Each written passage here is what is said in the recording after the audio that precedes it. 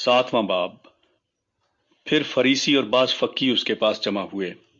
वो यरूशलेम से आए थे और उन्होंने देखा कि उसके बाज शागिर्द नापाक यानी बिन धोए हाथों से खाना खाते हैं, क्योंकि फरीसी और सब यहूदी बुजुर्गों की रवायत के मुताबिक जब तक अपने हाथ खूब धो न लें नहीं खाते, और बाजार से आकर जब तक गुस्ल न कर लें नहीं खाते, और बहुत सी और बातों के जो उनको पहुंची हैं पाबंद हैं, जैसे प्यालों और लोटों और तांबे के बर्तनों को धोना।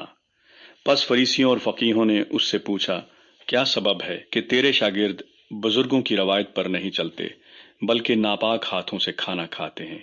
उसने उनसे कहा, यसाया ने तुम रियाकारों के हक में क्या खूब नबुवत की, जैसा कि लिखा है, ये लोग होंठों से तो मेरी ताजीम करते हैं लेकिन इनके दिल मुझसे दूर हैं, और ये बेफायदा मेरी परस्तिश करते हैं क्योंकि इंसानी अहकाम की तालीम देते हैं। तुम खुदा के हुक्म को तर्क करके आदमियों की रिवायत को कायम रखते हो। और उसने उनसे कहा, तुम अपनी रवायत को मानने के लिए खुदा के हुक्म को बिल्कुल रद्द कर देते हो, क्योंकि मूसा ने फरमाया है कि अपने बाप की और अपनी माँ की इज्जत कर, और जो कोई बाप या माँ को बुरा कहे वो जरूर जान से मारा जाए। लेकिन तुम कहते हो, अगर कोई बाप या माँ से कहे कि जिस चीज का तुझे मुझसे फायदा पहुंच सकता था वो कुर्बान यानी खुदा की नजर हो चुकी, तो तुम उसे फिर बाप या माँ की कुछ मदद करने नहीं देते।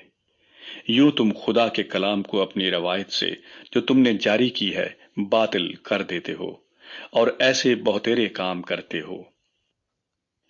और वो लोगों को फिर पास बुलाकर उनसे कहने लगा, तुम सब मेरी सुनो और समझो। कोई चीज बाहर से आदमी में दाखिल होकर उसे नापाक नहीं कर सकती, मगर जो चीजें आदमी में से निकलती हैं वही उसको नापाक करती हैं। अगर किसी के सुनने के कान हों तो सुन ले। और जब वो भीड़ के पास से घर में गया तो उसके शागिर्दों ने उससे इस तमसील के मानी पूछे। उसने उनसे कहा, क्या तुम भी ऐसे बेसमझ हो? क्या तुम नहीं समझते कि कोई चीज जो बाहर से आदमी के अंदर जाती है उसे नापाक नहीं कर सकती, इसलिए कि वो उसके दिल में नहीं बल्कि पेट में जाती है और मजबला में निकल जाती है।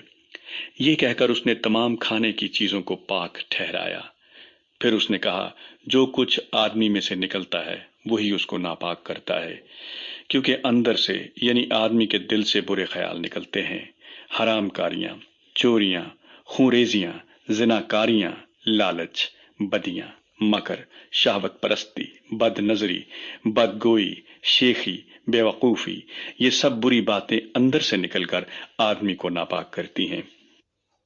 फिर वहां से उठकर सूर और सैदा की सरहदों में गया और एक घर में दाखिल हुआ, और ना चाहता था कि कोई जाने, मगर पोशीदा न रह सका। बल्कि फिल फौर एक औरत जिसकी छोटी बेटी में नापाक रूह थी उसकी खबर सुनकर आई और उसके कदमों पर गिरी। ये औरत यूनानी थी और कौम की सूरफिने की। उसने उससे दरखास्त की कि बदरू को उसकी बेटी में से निकाले। उसने उससे कहा, पहले लड़कों को सैर होने दे, क्योंकि लड़कों की रोटी लेकर कुत्तों को डाल देना अच्छा नहीं।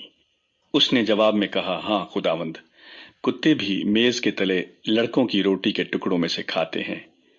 उसने उससे कहा, इस कलाम की खातिर जा, बदरू तेरी बेटी से निकल गई है। और उसने अपने घर में जाकर देखा कि लड़की पलंग पर पड़ी है और बदरू निकल गई है। और वो फिर सूर की सरहदों से निकलकर सैदा की राह से दिकुपलस की सरहदों से होता हुआ गलील की झील पर पहुंचा, और लोगों ने एक बहरे को, जो हकला भी था, उसके पास लाकर उसकी मिन्नत की कि अपना हाथ उस पर रख। वो उसको भीड़ में से अलग ले गया और अपनी उंगलियां उसके कानों में डाली और थूक कर उसकी जुबान छुई, और आसमान की तरफ नजर करके एक आह भरी और उससे कहा, इफ्ताह यानी खुल जा। और उसके कान खुल गए और उसकी जबान की गिरा खुल गई और वो साफ बोलने लगा। और उसने उनको हुक्म दिया कि किसी से न कहना, लेकिन जितना वो उनको हुक्म देता रहा उतना ही ज्यादा वो चर्चा करते रहे। और उन्होंने नहायत ही हैरान होकर कहा, जो कुछ उसने किया सब अच्छा किया। वो बहरों को सुनने की और गूंगों को बोलने की ताकत देता है।